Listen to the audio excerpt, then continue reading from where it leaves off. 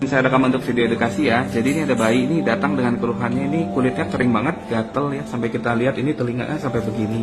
Terus ternyata dia pakai kalung ya, nih dari kalung semuanya dipakein dari leher, kemudian tangannya dipakein, terus kemudian di bagian pinggulnya juga dipakein, sampai ke kaki-kaki semua dipakein ya. Ini saya udah bilang berkali-kali, ini sebenarnya dipakein katanya kepercayaan dari Paraji sana ya, dari dukun sana ya, bahwa ini katanya bisa mengusir setan gitu ya. Ini sebenarnya begini-gini ini pernah ada penelitiannya nih, kalau digunting terus dimasukin ke mikroskop ini banyak sekali bakteri yang ngumpul di sini semua ya. Apalagi anaknya jadi gampang batuk-batuk nih ternyata ya. Terus kemudian problem berikutnya masih dibedakin nih kalau kita lihat ya. Dibedakin. Ingat ya, kalau bayi itu sudah tidak boleh pakai bedak sebenarnya, bikin kulitnya mudah iritasi, bikin sampai kering gini kulitnya ya. Jadi jangan pakai bedak-bedak lagi ya Bu ya, apalagi bedaknya nempel di sini, nggak kena cuci, nggak kena apa, nanti gampang kotor lagi, gampang lecet lagi, gampang iritasi lagi ya.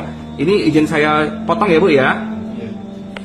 Maaf ya Bu ya, izin saya potong ya semuanya ya. Ya, karena ini memang sama sekali tidak ada manfaatnya.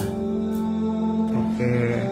Udah nggak akan sampai kena setanan kok kayak gini, nggak akan kerasukan ya meskipun dipotong ya. Malahan memakai jimat seperti ini justru mendatangkan laknat dan murka Allah. Oke, mudah-mudahan sehat selalu ya. Terus abis itu langsung pakai lotion ya Bu ya, segera setelah mandi ya. Itu yang terbaik untuk biar nggak kulitnya kering. Para sahabat lebih memilih wafat daripada sembuh dengan jimat.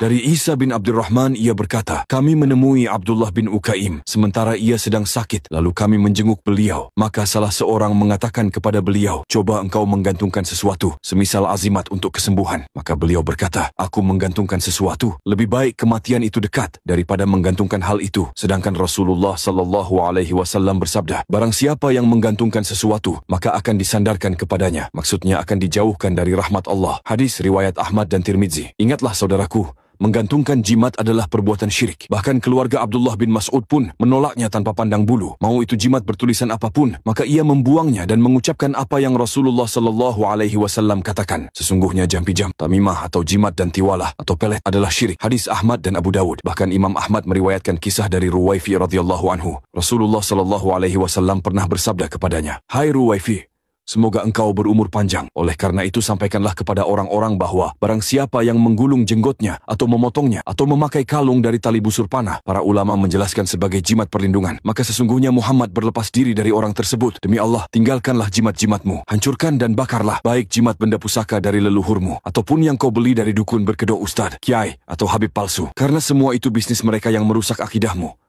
Maaf nih kalau Wahabi mematikan pekerjaanmu. Dakwah semampumu.